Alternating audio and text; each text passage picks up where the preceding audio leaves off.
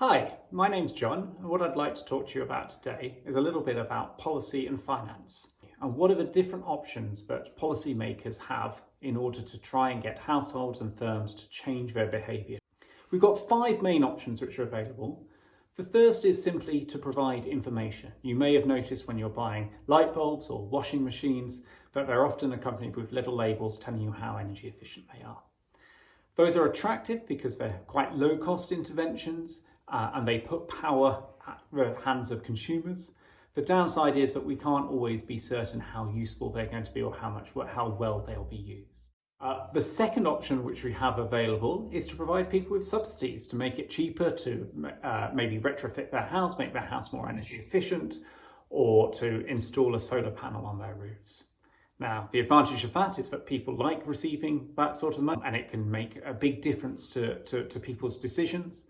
The downside can be that we have to be confident that the subsidy can actually be sustained into the medium and long term for as long as it's needed. The third option is, rather than making it cheaper to do low carbon things, perhaps we can make it more expensive to do high carbon activities.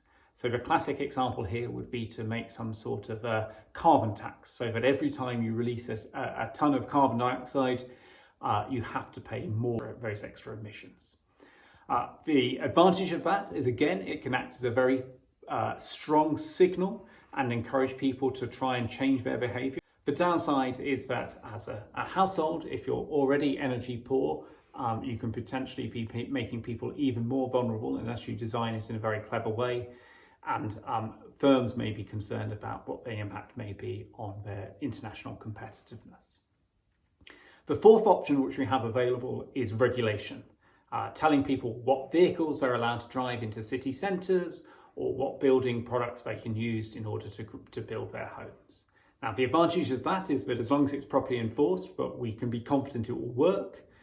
The downside is that people don't always like being told what to do. And that can potentially create problems around public legitimacy and support for climate action in the medium to long run. The final option is then to use the purchasing power, the procurement power of government itself. The government, different public authorities have to make decisions about their vehicle fleet, about how energy efficient their buildings are going to be. And by using their own procurement power, governments can make a difference to this part of the market. The advantage, again, is that we can be confident that we'll actually get that change, but the downside is it obviously only directly affects a relatively small part of the market. So those are the different options which are available to policymakers, and you'll need to think about how to combine those because none of them are perfect. One aspect which is important to consider when you're doing that is that different types of policymaker have different options available to them, and there are different options available at different tiers of government. So for local authorities, there may be options around land use and around buildings. The Scottish Government then has a separate set of powers. It has a lot of power to decide what building products are going to be used and how houses should be constructed. There are then further powers which are reserved for Westminster, around perhaps what the minimum price of energy should be. The other issue I'd like to talk about is about how do we encourage the investment into low carbon options. And two very quick things to start with. The first is that not everything that we need to do in order to move to a low carbon society or a low carbon economy requires investment.